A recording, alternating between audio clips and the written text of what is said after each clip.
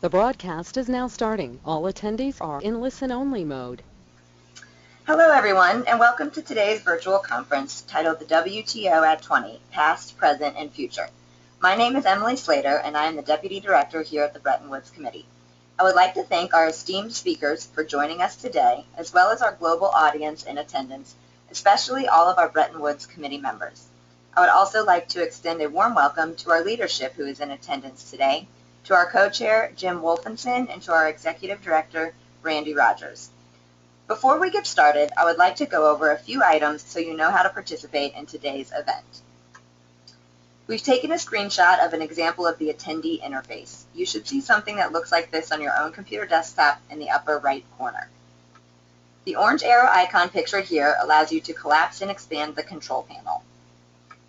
By default, you have joined the presentation using your computer speaker system or voice over IP. If you would prefer to join over the telephone, just select the telephone option in the audio pane and the dial-in information will be displayed. Please note that if you join via telephone, you may not have the ability to pose questions during the Q&A portion. Currently, all participants are in listen-only mode as indicated by the muted icon in the middle of your control panel. During the Q&A portion of the presentation, we will unmute individual lines so participants can pose questions to the speakers. You will also need to ensure that you unmute your microphone from your end as well. The microphone icon on your control panel will turn green when your microphone is enabled. If you have a question, please type your questions into the questions pane of the control panel.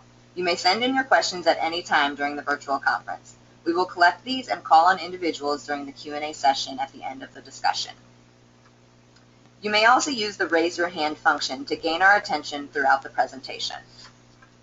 Finally, you may view today's virtual conference in full screen mode by clicking the blue square on the control panel. You can click it again to return to the original viewing preferences. I would now like to introduce Mr. William Frymoyer, who will be moderating today's discussion. Bill is a Bretton Woods Committee member and Senior Advisor and Director of Government Affairs at Stewart & Stewart, where he coordinates a range of policy and political activities with members of Congress, senators, executive branch officials, and Capitol Hill staff. His primary issue areas are international trade and economics, as well as intellectual property. Prior to joining Stewart & Stewart in 2005, Bill worked for House Democratic leader Gephardt for 12 years. Bill is a wonderful ambassador on behalf of the committee and does a tremendous amount to support our U.S. legislative efforts. We are delighted to have him with us today, and with that, I'll ask Bill to kick off our program and to introduce our distinguished speakers. Bill, please take it away. Thank you very much, Emily. Welcome to everyone on board here today, and a special welcome to David Sharp, the Deputy Director General of the WTO, and John Murphy, the Executive Vice President of the Chamber of Commerce. We are very grateful that you both could join us. Today, and in fact 2015, marks the 20th anniversary of the World Trade Organization. Our program today will reflect back on the important contribution the WTO has made to global trade over the past 20 years, discuss some of the current challenges the organization faces and the ramp up to the December Nairobi Trade Ministerial, and look ahead to future priorities. So the WTO, past, present, and future is our topic. We, as the Bretton Woods Committee, I might say a word, you all know this, but as defenders and promoters of the Bretton Woods institutions, we always have a special place for the WTO, and right now especially we want to think about the positive aspects of the WTO for the United States in terms of foreign economic policy. It's been an incredible post-World War II trade liberalization force, and it is also not only in terms of the actual trade agreements through the 1995 WTO agreement, but also as a moral force, which we saw most recently in terms of fighting protectionism and making sure that markets remained open during the financial crisis just a few years ago. It is also really important in terms of dispute resolution. And in fact, I just noted this week that the 200th case was brought under the dispute resolution system of the WTO this week, a real milestone for the world and for the United States. So we're looking forward to our speakers, and without further ado, I want to make sure that I introduce them properly, and I'm going to introduce both of them as we get started. David Sharp is the Deputy Director General of the World Trade Organization, and he has a long and distinguished career in trade policy. He actually began in 1975 working for the U.S. government, was a mainstay in all of the U.S. efforts at the World Trade Organization and its predecessor, the GATT, between then and 2013, when he assumed his current role as Deputy Director General, one of the top 4 deputies at the World Trade Organization, and traditionally a U.S. post at the organization. Now, John Murphy is a real friend of the Bretton Woods Committee and a friend of trade generally in the United States, also has a distinguished career, Executive Vice President of the Chamber, and the Chamber's lead person on trade policy and politics. For example, he's just played a really important role in, and we're not quite there yet, but getting the Export-Import Bank reauthorized. He's going to play the lead role at the Chamber on the TPP, and all trade agreements since about 2000, he's played that role for the Chamber.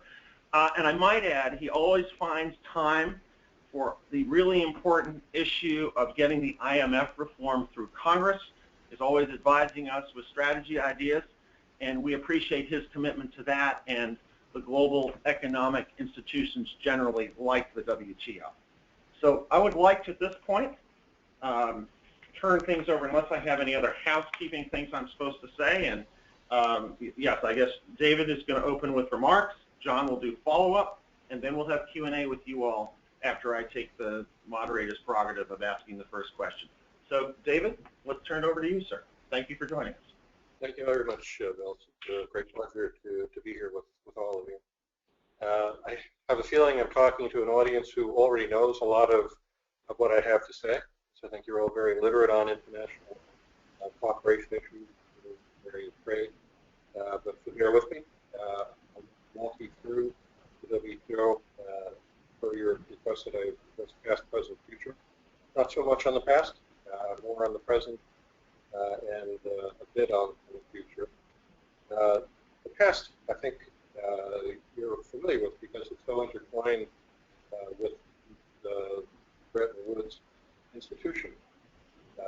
You know, at the end of World War II, there was a strongly held view that we needed to build economic cooperation in a number of areas to ensure that we could build peace and prosperity and avoid the mistakes of the past.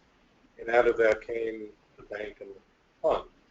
There was also a realization at that time that we needed something similar with respect to trade. It wasn't done at Bretton Woods, but Bretton Woods was the Treasury folks as opposed to the trade folks. And so an effort was undertaken to negotiate the parallel organization on trade. And what they came up with was an agreement in Havana to create an international trade organization.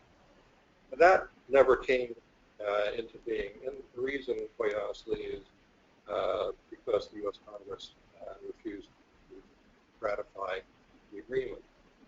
But what was created instead was intended to be a temporary agreement, a general agreement on tariffs and trade. And that was drawn from the commercial policy provisions of the Havana Charter. I find actually quite a bit of what was in there. So we created this organization. It was not a full-fledged international organization. Technically, the staff of the GATT didn't even work for the GATT. They worked for the interim committee of the International Trade Organization and were paid under the UN system. And the membership of the organization was limited. The scope of the mandate, particularly compared to where we are now, was limited. And over time, there was a growing recognition that there were serious limitations to the GATT that had to be rectified. So in the course of the orderly round of trade negotiations, ran from, gosh, I guess about 85 to 93, people came to the conclusion that we needed to actually create a new organization, the World Trade Organization. And so it was created in 1995, and it now has the same standing as any other international organization. And its coverage is broader than that. In addition to goods, it also covers services and intellectual property. So with this structure, international trade was put on a more secure and sound footing. So founding of the WTO in its legal text, in effect, created the Constitution for trade, a Constitution for the World Trade Organization. This Constitution embodied a number of core principles, the main one being non-discrimination. And that one principle really infuses just about all the rest of what we do. So the legal framework was very, very important, but the creation of this organization had a wider significance.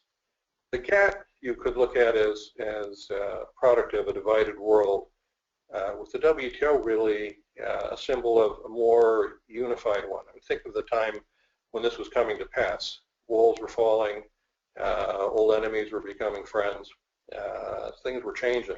So the GATT started with just 23 members back in 1947, largely from the developed world. Many of the countries that are now members of the GATT weren't even countries. Its founding in 1995, the WTO had 128 members. And since then, we have grown to 161, incorporating economies of every stripe, encompassing now 98% of world trade.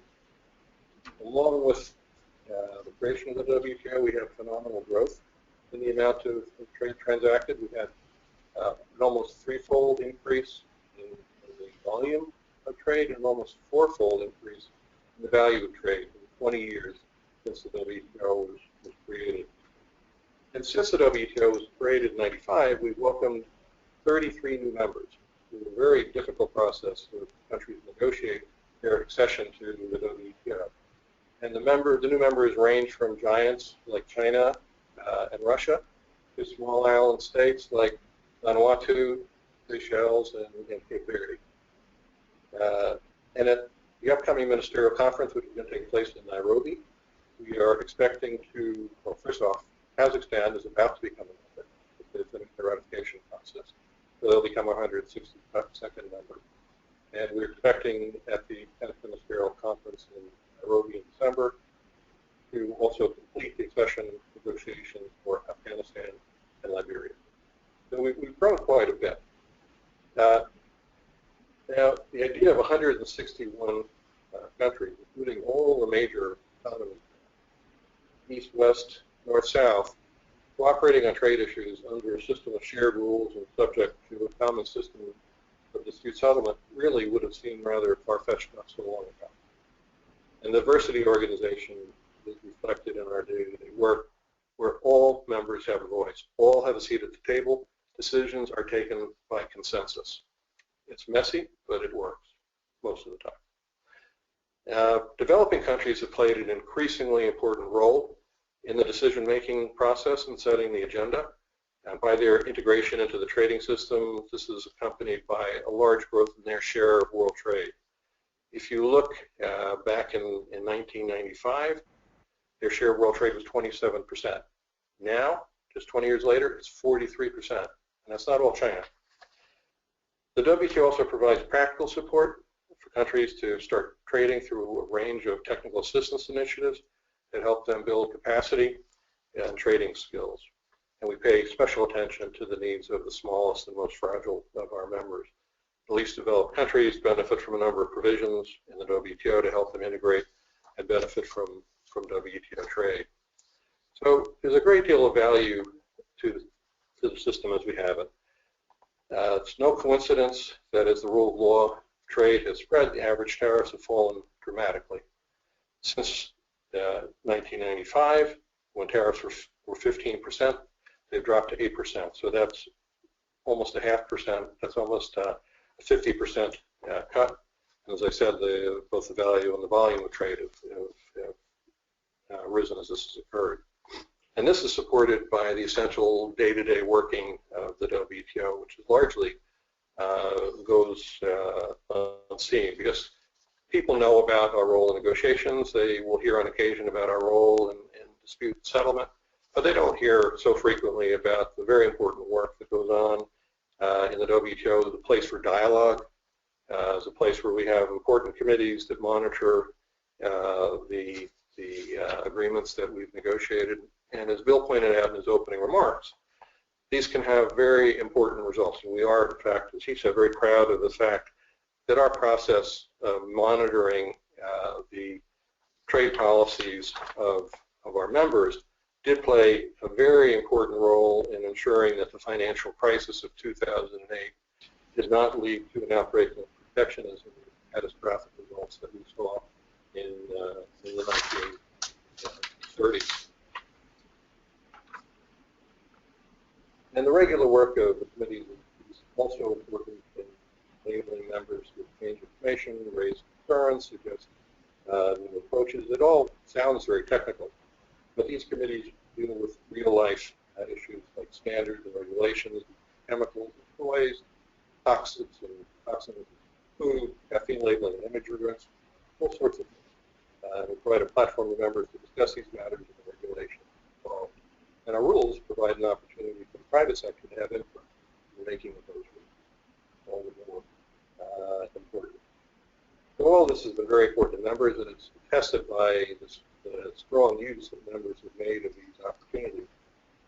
In our two specific committees that deal with standard trade revision, members have brought to the table 850 different specific trade issues they wanted to talk to since 1995. And a large portion of them have been involved. These things don't make headlines, but they're critically important. We also work very closely with other organizations, as was envisaged way back at Bretton Woods. We work closely with the World Bank, where we've looked at the role of trade together in ending poverty. And this led to a comprehensive report launched just a few months ago. With UNEP, we've discussed how trade and environmental policies go hand in hand, and we work closely with the fund and the bank to deliver more coherent and cohesive economic policy making. So this is just to mention a few of the initiatives, but it shows that the interinstitutional cooperation that was foreseen in Bretton Woods is alive and well. So the continuous exchange of ideas is an integral part of our work. And as you know, some subjects can stir some strong agreements among members. Where disagreements arise over whether WTO obligations are being respected, we offer a dispute settlement mechanism that has an outstanding track record on the international stage. We have just hit an anniversary. It's not 200, Bill, it's 500. We just had our 500th dispute brought to us. That seems like a strange thing to celebrate, I suppose. But it's actually a sign of confidence in the system that we have an effective functioning system where people can bring their disputes and get satisfaction and get results. And also, although 500 seems like a large number over 20 years, it's not a large portion of world trade. Most trade happens unhindered by friction. Now, if you compare how many disputes we've had in 20 years in the WTO at 500, the GATT in 47 years had 300. Some of this is because people have become a bit more legalistic. Some of it is really that we have more members and there's greater confidence that the system can produce results. The GATT system, dispute settlement process, was prone to blockages. The work of goals is really hopeful. Now, turning to another leg of our activities, we have area negotiation. But clearly, a system also evolved to negotiating rules. And this is where we get a lot of focus in the media, and most of it nowadays focuses on the problems that we've encountered in trying to complete the work of the Doha round. And this is for legitimate issues for people. But we actually have delivered quite a bit. Negotiations of one sort or another always going on of the organization. We've had a couple of larger results that we take some pride in.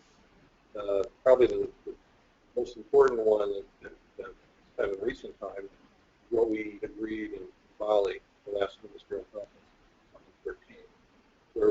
on a package of results that touched on agriculture, touched on interests of developing countries, and I think most notably created trade facilitation agreement. Trade facilitation agreement has, I think most will agree, enormous potential to address concerns of the business community, of society, trying to address the everyday problems that exporters and importers face in trying to move products across borders, facing unnecessary red tape. We just put out our annual report, and in that report, we've estimated that by implementing the agreement, we can reduce the cost of trade by eliminating all remaining tariffs around the world. So that's an amazing result. And we're still in the ratification process. We need about 107 countries to ratify it for force. We have about 50 having done that so far, but the pace is, so we're hopeful that will happen too. We've also delivered with a number of other important agreements. We had a major breakthrough in July on a numbers-related basis for expansion of the International Information Technology Agreement. This would be the first tariff-cutting deal that will be in 18 years' time, and it's very significant. Mr. Shark, I'm sorry to interrupt you. We're having a little bit of trouble with the audio. If you could scoot just maybe a little closer to your microphone, I think that would help. Sure, happy to do that. Is that better? Yes, I think that's better. Okay. So we've got, so it's the ITA expansion will be the first major tariff agreement that we will have accomplished in 18 years, and it's going to eliminate tariffs once it's done on a broad range of products, from GPS navigation systems to touch screens, and the trade in these products are valued at about $1.3 trillion, which is equal to about 7% of world trade. And additionally, while this is negotiated by only a subset of the membership, the benefits will be afforded to all members of the WTO. And the innovations that we've seen in the sectoral agreements of this kind and the trade facilitation agreement may provide ideas of how we can move forward in other areas in the negotiation. Now, life goes on outside the WTO, and we all know that if we're unsuccessful are doing our business in the WTO and negotiating trade agreements, members will take their business elsewhere. And so there has been a lot of focus on the ongoing negotiations of a number of very major agreements that are going on right now. The WTO agreements themselves actually provide a basis for many of those regional agreements. They're built on the foundation that the WTO rules have created. But they also go beyond the WTO in a number of areas. And we need to think about the implications for the future. The proliferation of different rules and standards could be a drag on business, so this is an important area for work. But of course, we shouldn't overstate the issue. Multilateral trading system has always coexisted with regional agreements, and these have proved so far to be mutually reinforcing. The rules and standards that have been negotiated outside the WTO before. What's important is that the multilateral trading system itself updates itself regularly, harmonizing and sometimes improving the outcomes reached in other negotiating fora. And we also need to recall that RTA is not a replacement for multilateral. There are issues that clearly cannot be effectively addressed in less than multilateral level, particularly agricultural subsidies, fisheries subsidies, or others. So at the present time, we find ourselves tackling some very difficult issues as we look forward to Nairobi, and we really need to take an honest assessment of the situation. We're working hard to deliver meaningful outcomes in our next ministerial conference. It'll be the first time such a conference has been held in Africa, so it's created with additional significance. These conferences that happen every 2 years are the highest decision-making body of the WTO. They bring together all the members on matters related to any of our agreements, past, present, future. The gaps between members on the negotiating issues is still quite big. Big issues such as agriculture, subsidies, and market access have proved particularly contentious. While I suppose the situation will change, there are a few signs that we will make progress in time for Nairobi on this issue. But despite these differences on the major issues, we're still hoping to be able to work with members to put together a meaningful package for the membership at Nairobi that would include, in particular, some special things for the least developed countries. So we've proven that we can negotiate at the WTO, and we've often had success when we've tried innovative approaches. We shouldn't lose sight of that. So where does the WTO stand after 20 years? First, it was seen as a key pillar of a new kind of global economic order, open, inclusive, cooperative, that was taking shape at the end of the Cold War. And though much hard work, I think this vision has made into reality. Global trade barriers are historically low, and international trade has grown significantly. Trade is underpinned by solid rules, and most importantly, rules which, by and large, are respected. Participation in the trading system has become nearly universal, and support is provided for those members most in need. More members are making use of the dispute settlement system, and with each new case, a more relevant body of trade law develops. And finally, more members are using WTO councils, committees, and working groups to coordinate policies, head off disputes, and are using the soft power of the system to complement the hard power provided by dispute settlement. So the system has come a long way, and it's got a strong record of accomplishment, but of course, as you see in the prospectus when you get the advertisements in the mail for mutual funds, past performance is not a guarantee of future performance. In the end, the WTO represents the willingness of its members to cooperate. It represents the recognition that their national interests are increasingly intertwined and with their collective interests. The risk is that having created the open rules-based universal trading system, which its founders could only dream, members might now take it for granted. The 20th anniversary year is shaping up to be a critical one as we seek to build on the success of Bali and host another successful ministerial conference. If we want to deliver meaningful results in Nairobi, members must show their drive and commitment once again. Thank you very much. Thank you, Dave. Thanks for an excellent historical summary, an excellent presentation of the perspective of the World Trade Organization. You really covered a lot of ground in a short amount of time. I want to turn it over now to John Murphy for his comments from the U.S. business perspective, Executive Vice President, U.S. Chamber of Commerce. John? Well, Bill, thank you very much. It's a pleasure to be here and also to follow David Shark, who's been really doing a great job as today an international civil servant working to uphold the global rules-based trading system. But before that, also as one of America's top trade diplomats. And it's a pleasure to be here with the Bretton Woods Committee. Bill, I greatly appreciate the work that all of you do, including in upholding the WTO. So my function here today is really to speak to the view of the U.S. business community. And from the get-go, I just want to underscore the very strong priority that American companies place in the work of the WTO. We need it as much as ever. Its rules inform national policy here at home. We rely on them around the globe. The dispute settlement system that has been mentioned with its 500th case is really unique among international institutions. One of the unique things about it is that it is almost always heeded, including by great powers like the United States. It commands real respect.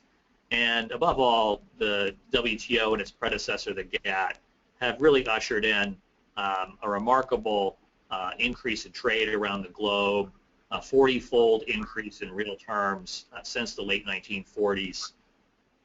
And this has clearly played a role in other progress we've seen in the world economy.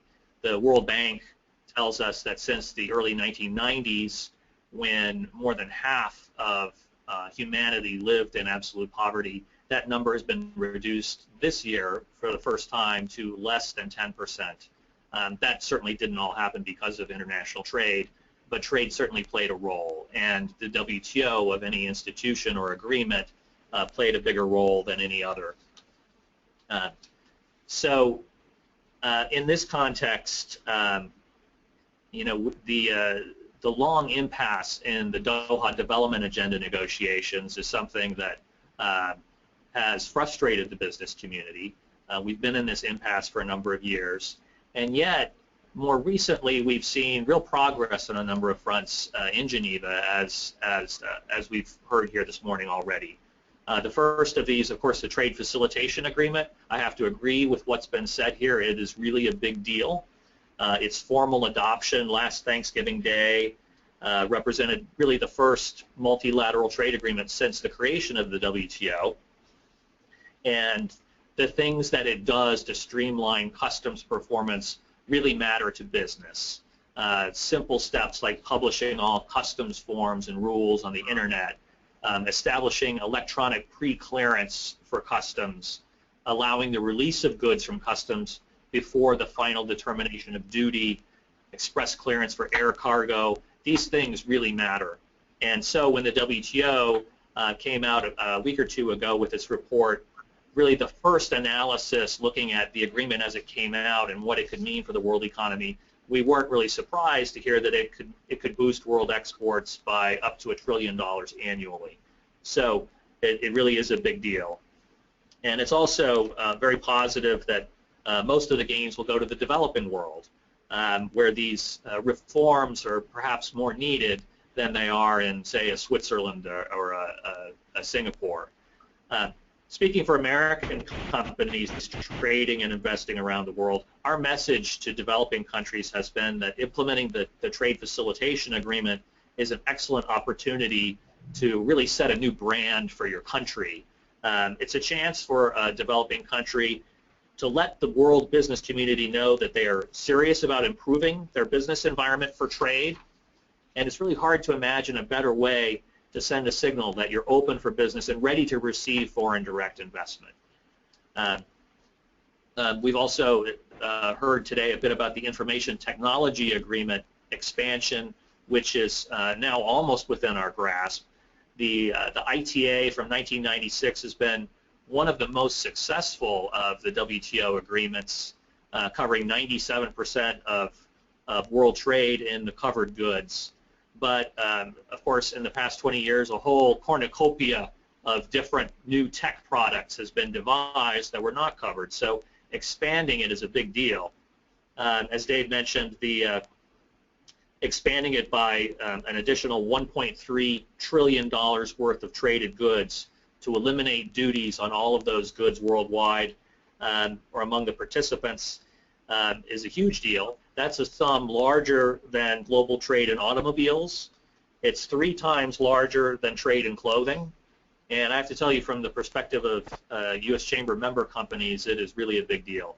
We understand the final stages of what's called the staging negotiations are now underway. But this, we've got fingers crossed that this can be brought home swiftly. Another negotiation a bit like that is the Environmental Goods Agreement negotiations that are now underway.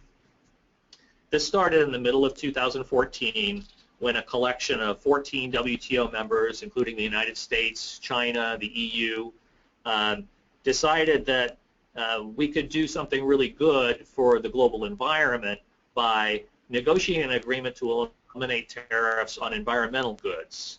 So this is a way to help lower the cost of goods that help keep the air clean, keep water clean, and keep the land that we farm in good shape for future generations. So everything from solar hot water heaters, turbines to generate electricity cleanly, catalytic converters, products for air pollution and to treat wastewater. We find that these often face tariffs around the world that are up to 35%. By eliminating these, we can make them cheaper and easier to access.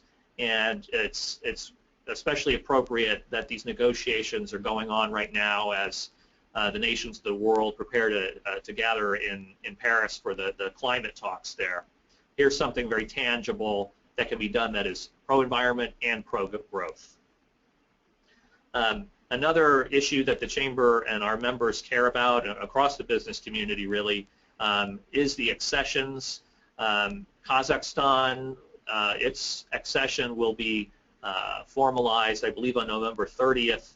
Here in the United States, we've been meeting with members of Congress to talk about the need for Congress to approve permanent normal trade relations with Kazakhstan.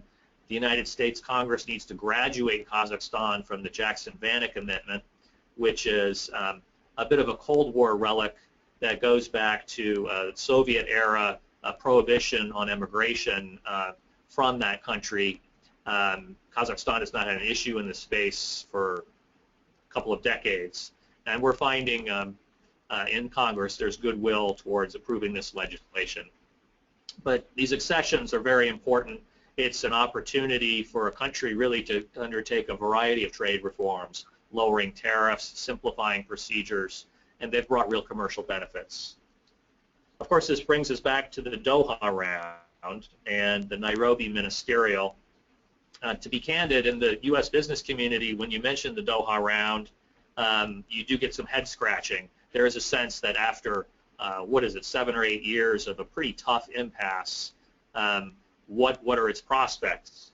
I would argue that in a number of ways, real progress has been made on the Doha agenda. First of all, one of its main areas of negotiation was trade facilitation, and we've made a huge leap forward with the trade facilitation agreement. Another area that it was to work on was services. Well, that is now being addressed in the trade and services agreement negotiations, which isn't under the WTO, but which includes more than 50 countries, and the effort is to negotiate it on a platform that follows the framework of the GATS, the General Agreement on Trade and Services, to the degree possible. My point is that the Doha agenda has not been abandoned. In fact, some of it has actually been achieved in ways that are very commercially meaningful. And we see in these sectoral agreements that are in advanced stages now, the Information Technology Agreement, the Environmental Goods Agreement, we wonder in the business community if this isn't a good path forward. The WTO is a consensus-based organization, but at times now we're seeing that those who want to move forward are able to do so in a way that is commercially meaningful. And we think that in the long run there could be more benefit in exploring these avenues as well. So I look forward to the rest of the conversation. Thank you very much, John. Appreciate your comments. I am going to just ask the first question. I'm going to ask a general question of both of you. This is obviously a really important moment, the Nairobi Ministerial, for the Doha round, for the WTO. I want you to be realistic, but each of you offer 2 or 3 tangible accomplishments from Nairobi that you would like the WTO to achieve at that meeting, and that you think are doable and that will move the organization forward. And either one can start. Well, from my side, I can give you a sense of what the members are talking about, because this is very much a member-driven organization. It's not a top-down organization where the Secretariat goes and drives the agenda. So what they've more or less accepted in greater and lesser degrees of unhappiness that we're not going to complete the Doha round in any meaningful sense. But they've looked to see if there's some small package of things we can deliver. And what they've been talking about up until now is to see whether we can do something on export subsidies, or export competition, which is a little bit broader than export subsidies. Something on a couple of issues of interest to developing countries, and this includes duty-free, quota-free treatment of LDC products, rules of origin for LDC products, making use of a waiver we have created on services that allows members to give preferential treatment to LDCs. And then finally, looking at seeing if we can improve transparency in a number of areas, particularly trade remedies, fisheries subsidies have been proposed, and also in the services area on domestic regulation. So that's what's under discussion. Now, in addition to these things, there are other things we will deliver at the Ministerial. We will deliver these 2 accessions. all that needs to be done is for the members to solemnize it at the meeting. It's already been agreed by the members ad referendum through the working parties that have been handling negotiations. We're working on, we should be able to deliver a waiver that will give LDCs some flexibility on pharmaceutical patents. But these the ones I started with, those are still in the works, and it's very hard to predict what we will come up with. I think there's also hope among those participating in the ITA negotiations that they can announce a conclusion, or at least the conclusion of the main work of that negotiation at the ministerial. But I leave that to the participants in that negotiation to speak to. That's a very positive list, and it sounds like there's real potential for progress. And always in these things, it seems to happen, right before the deadline. John? Well, just briefly, the goal had been set to reach the number of ratifications of the trade facilitation agreement, 2/3 of the WTO membership. It looks like that goal will not be met, even though there has been good progress with more than 50 countries ratifying and more than 50 developing countries having submitted other documentation that shows their real intention of moving forward. So if we can see the Nairobi Ministerial provide continued momentum towards that goal, it would be very beneficial. We're very interested in this in a direct way. The USAID is funding, together with some other national assistance agencies, a global trade facilitation alliance to provide capacity building support to developing countries to help them implement the trade facilitation agreement swiftly in an ambitious way. And it's the World Economic Forum, the International Chamber of Commerce, and CIPE, the Center for International Private Enterprise, that's an affiliate of the U.S. Chamber, that together are going to be running that program. So we're rolling up our sleeves and actively engaged in that. Also, got our fingers crossed that this final stage in the ITA negotiations can come to a conclusion here. That would be another great deliverable. Thank you, John.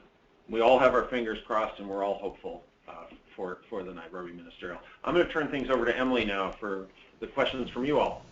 See what's on your mind. Thanks, Bill. We Emily? do have a few audience questions. We do have a question from Mr. Charles Bloom. I am going to unmute his line and let him pose his question directly. Mr. Bloom, you may go ahead. Thank you, Emily. And Dave, greetings. It's been so many years since we've actually had a chance to talk. I'm very happy to have this opportunity to pose a question for you, and actually I think for everyone. I'm thinking that, given the example of, environmental trade and other areas where we're making progress these days, is there a possibility for the WTO to make progress more rapidly and more meaningfully by means of sectoral agreements rather than broad rounds, in the style of Doha? And could this be a way, perhaps, of dealing with sectors suffering from chronic overcapacity? We have steel, aluminum, autos, chemicals. We have so many industrial sectors where overcapacity is a seemingly intractable problem. Is this a way forward, perhaps, through the WTO system? Well, it's certainly a tool that members are interested in and have been using. It's easier to use in some areas than others. In the case of environmental goods and the Information Technology Agreement, the WTO rules allow members to lower their tariffs if they want to. It's really designed to try to achieve that objective. So if these countries, either 1, 2, or 10, decide they want to do it, they can create a plurilateral agreement and combine the results under WTO rules. They're probably not going to want to do it if they're worried about free riders, so they want a certain minimum number representing a certain portion of trade. But what makes it possible is that these agreements allow anybody that wishes to benefit to benefit. When you bind your tariffs, it's not just among the members of those agreements. All of the members of the WTO get the benefits. It gets harder if you want to limit the benefits of the agreement. I hear you, Charlie. It's harking back to your time working on the steel sectoral in the OECD. I don't know, we've never in the WTO looked at overcapacity issues per se. You know, to some degree, I think we deal with some of the things that result from that, dumping cases, subsidies, and such. But we've never tried to look at the issue from that broader perspective. All right, thank you. It looks like we do have another audience question from Mr. Warren Coates. Mr. Coates, I have unmuted your line and you may pose your question. Thank you. I was wondering why the Chamber supports the reestablishment of the Export-Import Bank in as much as the subsidies it provides to trade run against the general principle and philosophy of the WTO. Well, thank you for the question. The Chamber and I think other large business associations in Washington have long supported the EXIM Bank. What we find is that in today's world, every major trading nation has an export credit agency. In fact, I believe there are more than 85 of them that are members of what's called the Berne Union, which is a club of official export credit agencies. There are several $1 trillion worth of trade finance provided annually by these. China, for instance, has 3 different policy banks that provide very substantial support for Chinese exports.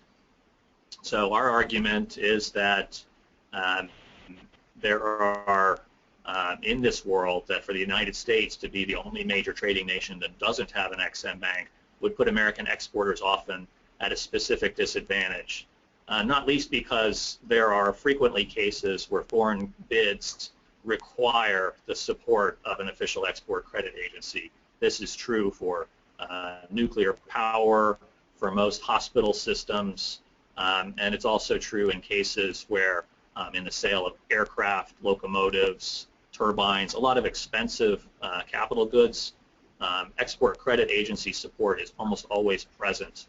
And if you're the company that doesn't have it to back you up, you're competing with one arm tied behind your back.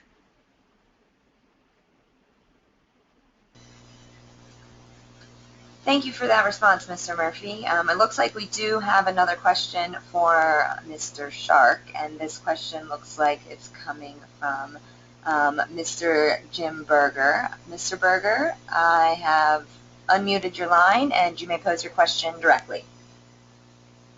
Thank you. Hope this works. Mr. Shark.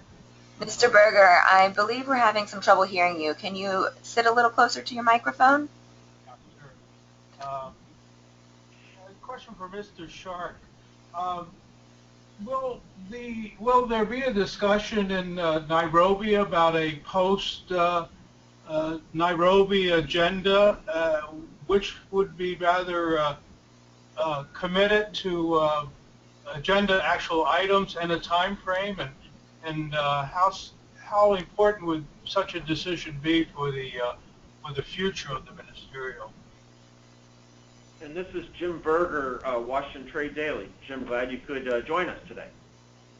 Yeah, Jim, that's actually a very pertinent question.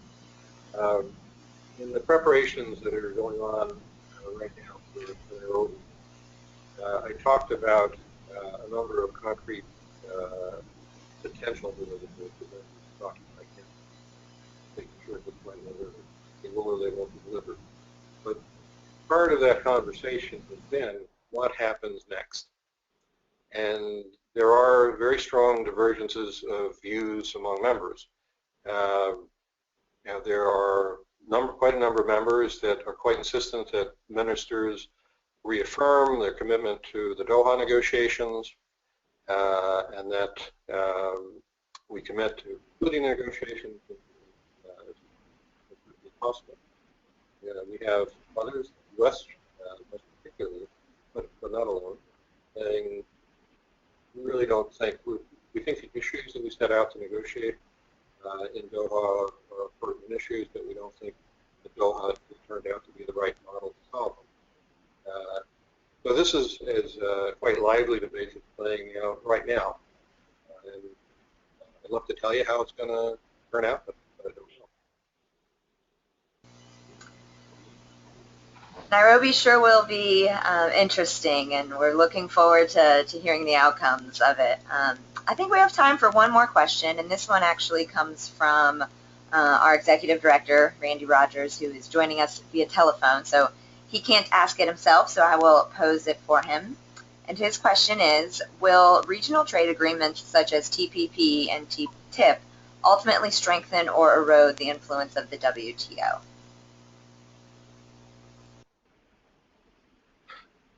My sense is that the strength of the WTO does not rely on what happens outside of the organization. It relies on what's happening inside the organization. We have had FTAs being negotiated since the very beginning of the GATT. We have had large agreements negotiated. We have the NAFTA together a whole continent. We have the EU that's brought together almost 500 million people. And these participants in those agreements are all strong supporters of the system. And you do worry that people are taking their business elsewhere because they're losing confidence that they can achieve results. That would be a problem. But it's not simply the fact that the agreements would be, that there are agreements being negotiated elsewhere. It's just that others need to be committed to taking advantage of the institution, building on the investment they have made here.